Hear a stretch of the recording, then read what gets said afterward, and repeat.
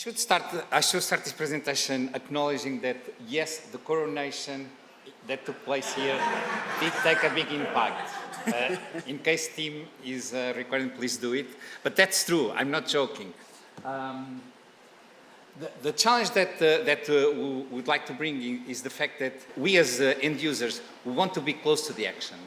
We want to be in the field of sports, we want to feel part of the field of play, next to the athlete.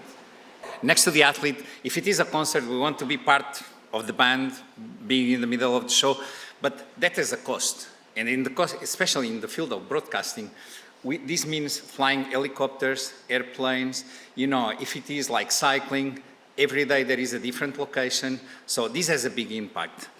And what we thought is, we as end users as well, we want to get more data from the athletes, we want to feel their heart rate, want to hear what they say to their coaches, in the case of sailing, want to know the speed of their bicycles, want to see what they see, the first point of view. And in our case, in the Olympics, in Paris, we did use a few drones showing exactly this first point of view shots, which are really fantastic. They go in the field of play, and we at home we feel like we are an athlete, even if we are far away from them. And that is the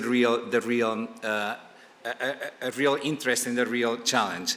So in the aftermath of the Olympics, we put together a team debriefing a little bit of what we did in sailing, where we put a 5G mobile station, radio station, on a boat to be close to the athletes, to the sailing boats. We did put mobile phones on the boats, getting the shots from the athletes. But with the coronation, that's the reason why I was saying it's true.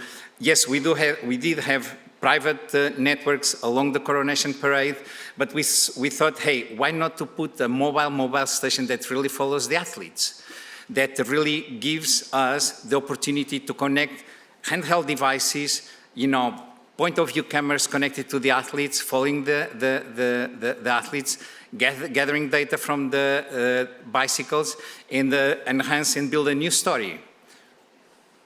Yeah, so as Mario was just saying, we've had quite a lot of experience now deploying these private 5G networks. It was really kickstarted by the IBC Accelerator program, which led on to doing the coronation. We did the coronation in case anybody hadn't picked that up. And then that led on to working with OBS to deploy networks in Paris and Marseille for the Olympics. And so, you know, we've got a lot of experience deploying on land. We've done base stations out at sea, following the athletes as the field of play moved around different locations. But we want to see, well, what happens if you actually take this 5G network into the air? And so you can then provide coverage over a difficult area, potentially, you know, say a forest or a mountainous region where you might not have horizontal line of sight, but you might have vertical line of sight. What devices can we connect? So, you know, we're of course interested in the video, the audio. In fact, the audio from the sailing at Marseille was really what enhanced that broadcast. But what other sensors can we pull data from to bringing in things like heart rates, speeds, while being mindful that all of the athletes probably don't want all of their vital data being broadcast.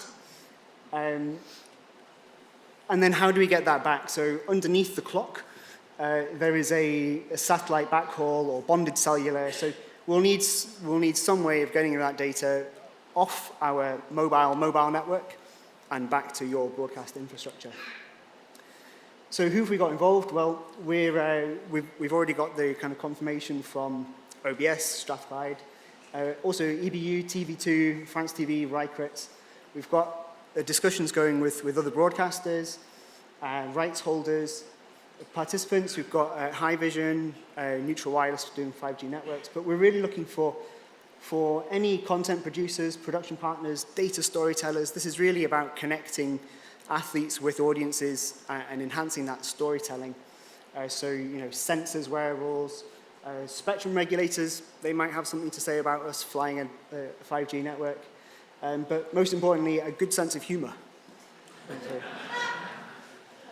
Spot the engineer. I just wanted to reiterate, I guess it's the up button. I just want to reiterate that we're here to solve problems by bringing content from athletes into people's homes by enabling the champions like OBS and whichever other sports or news or entertainment. I've done it again, haven't I?